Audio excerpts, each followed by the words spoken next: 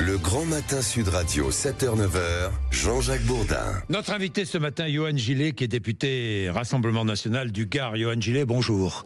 Merci d'être avec nous. Alors aujourd'hui, discours de politique générale de François Bayrou. D'abord, qu'attendez-vous de ce discours ? Pas grand-chose, malheureusement, je le crains. François Bayrou est un soutien de la première heure d'Emmanuel Macron.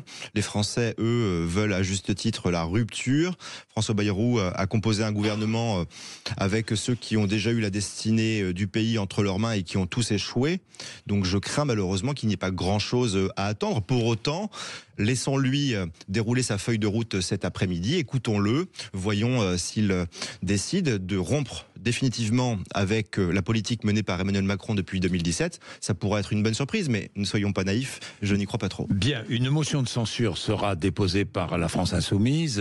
Elle sera soumise au vote jeudi. Est-ce que vous la voterez ? Est-ce que le Rassemblement National, vous-même à titre personnel, et votre parti votera cette motion de censure ? Nous, on a toujours été très clairs.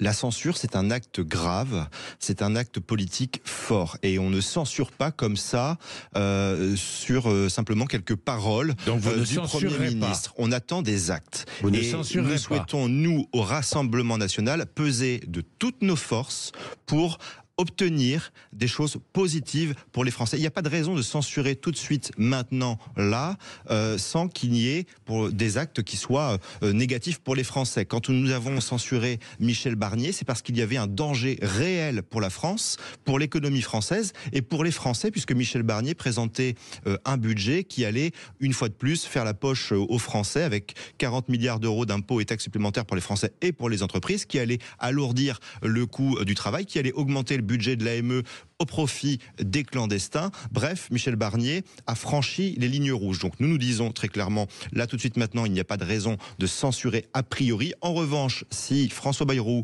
franchit les lignes rouges et fait les poches aux Français et aux entreprises et continue dans la même direction, alors là, oui, notre main ne tremblera pas pour censurer. Bien, donc vous ne censurerez pas là immédiatement, mais vous vous réservez le droit de censurer, évidemment, à l'occasion du budget. Si j'ai bien résumé, Yohann Gillet, c'est bien ça. Tout à fait, si le Premier ministre franchit des lignes rouges et si le Premier ministre ne respecte pas le Rassemblement National, ne respecte pas nos électeurs et franchit les lignes rouges dont les Français ne veulent pas. Alors, vous demandez l'abrogation de la réforme des retraites. François Bayrou n'annoncera pas l'abrogation de la réforme des retraites. Il annoncera peut-être une suspension ou une pause. Nous verrons bien, avec une reprise des discussions sur cette réforme des retraites. On parle beaucoup de la retraite par points maintenant, d'un retour de discussion autour de la retraite par points pour changer de système. Vous êtes favorable ou pas ? Ouais, moi je voudrais d'abord dire que nous avons face à nous, excusez-moi, mais une bande de faux culs. Je parle de la gauche. Parce qu'aujourd'hui, les socialistes font mine d'essayer de négocier une évolution sur cette réforme des retraites. Moi, je rappelle quand même à vos auditeurs que le Rassemblement National a été très concret. Nous nous sommes toujours opposés à cette réforme des retraites qui est très injuste pour les Français. Et nous avons concrètement déposé une proposition de loi à l'Assemblée nationale qui a été discutée à l'Assemblée nationale pour abroger cette réforme des retraites. Et l'ensemble de la gauche, les socialistes y compris, n'ont pas souhaité voter cette abrogation. S'ils avaient voté avec nous, nous aurions pu obtenir l'abrogation de la réforme des retraites. Donc nous, ce que nous souhaitons aujourd'hui, très clairement, c'est bien de revenir et d'abroger cette réforme des retraites qui est injuste. Mais vous savez pertinemment que en réalité, les études qui ont été faites sur le sujet montrent que la réforme des retraites n'a pas fait économiser tant que cela. Et puis, il ne faut pas oublier une chose, c'est qu'elle est injuste et que, notamment, l'aspect sur les carrières longues n'a pas été travaillé. Aujourd'hui, vous avez un système qui est injuste, qui fait que les carrières longues doivent travailler toujours plus, que les femmes qui ont des carrières des discussions assurées, vont reprendre, Yohann Gillet. Mais tant mieux si elles reprennent. Mais toujours est-il que la réforme des retraites en elle-même, qui avait été décrétée par le président de la République, est injuste pour les Français et nocive. Et c'est pour ça que nous demandons l'abrogation. Mais contrairement à la gauche, nous sommes droit dans nos bottes et nous avions proposé cette abrogation et la gauche a refusé de la voter. Yohann Gillet, j'ai deux questions d'actualité. L'AfD, il y a bientôt des élections en Allemagne. Est-ce que vous souhaitez la victoire de l'AfD en Allemagne ?